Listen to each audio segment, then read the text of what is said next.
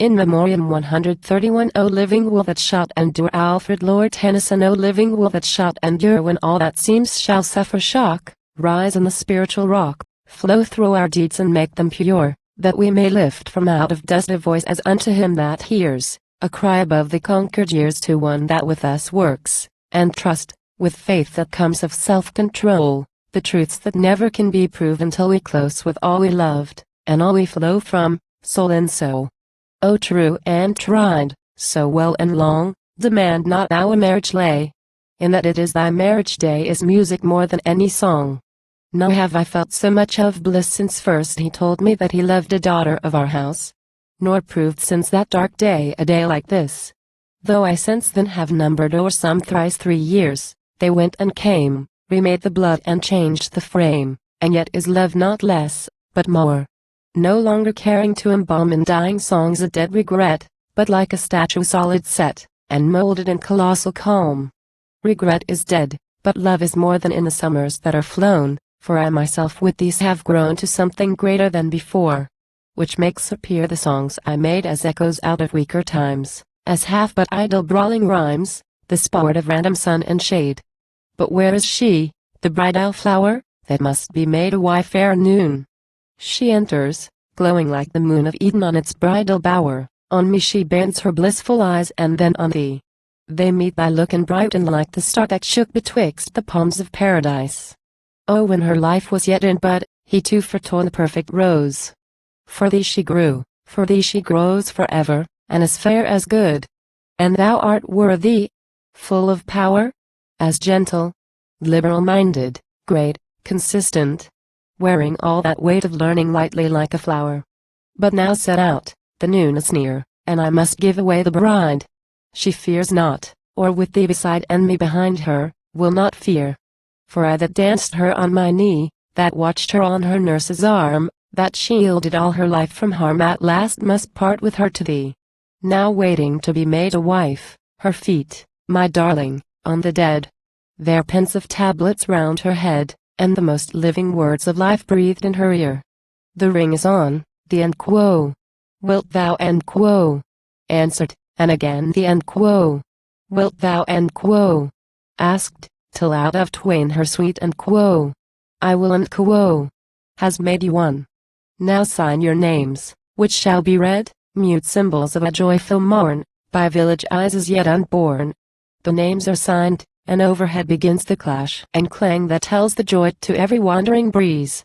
The blind wall rocks, and on the trees the dead leaf trembles to the bells. Oh happy hour, and happier hours await them. Many a mere face salutes the maidens of the place, that pelt us in the porch with flowers. Oh happy hour, behold the bride with him to whom her hand I gave.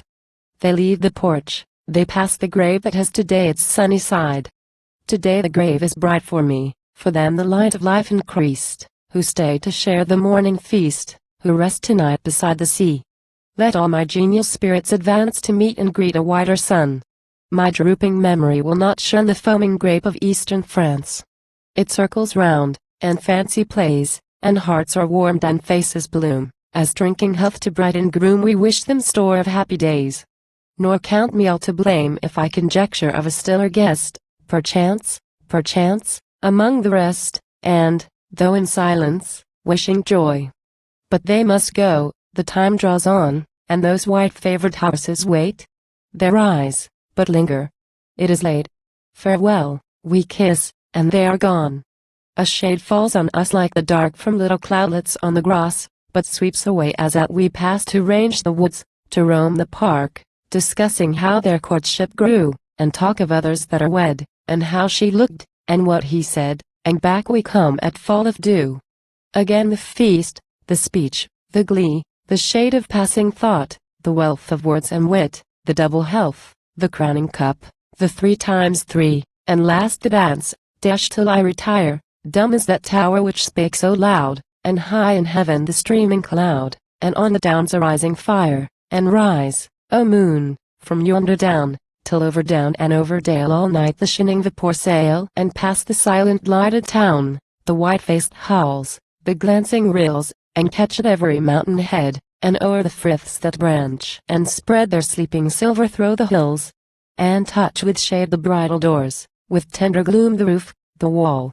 And breaking let the splendor fall to spangle all the happy showers by which the rest, an ocean sounds, and, star and system rolling past, a soul shall draw from out the vast and strike his being into bounds, and, moved through life of lower phase, result in man, be born and think, and act in love, a closer link betwixt us and the crowning race of those that, eye to eye, shall look on knowledge, under whose command is earth and earth's, and in their hand is nature like an open book, no longer half akin to brute, for all we thought and loved and did, and hoped, and suffered, is but seed of what in them is flower and fruit, whereof the man, that with me trod this planet, was a noble type appearing ere the times were ripe, that friend of mine who lives in God, that God, which ever lives and loves, one God, one law, one element, and one far-off divine event, to which the whole creation moves.